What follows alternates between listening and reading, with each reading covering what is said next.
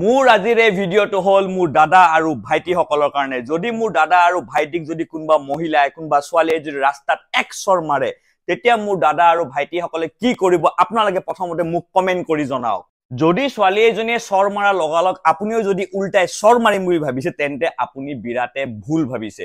যদি আপোনাক চৰ মাৰোতে আপুনিও যদি চৰ মাৰি পেলাই ছোৱালীজনীৰ ওপৰত হাত উঠাই দিয়ে, আপোনাৰ হাতখন যেতিয়া ছোৱালীজনী বডিত টাচ হৈ যাব, তেতিয়া ছোৱালীজনীয়ে মিছা কয় আপোনাৰ ওপৰত ৰেপ কেছ দিব পাৰে বিনা কাৰণত।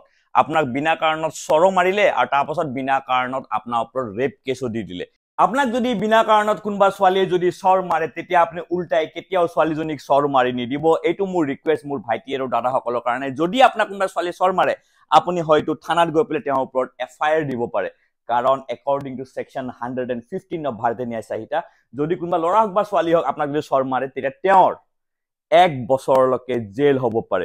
এইটো ভিডিঅ' ইমান শ্বেয়াৰ কৰক মোৰ যিমান দাদা ভাইটিসকল আছে তেওঁলোকলৈ যাতে গৈ পায়, যাক কোনোবা ছোৱালীয়ে বিনা কাৰণত চৰ মাৰা সম্ভাৱনা আছে।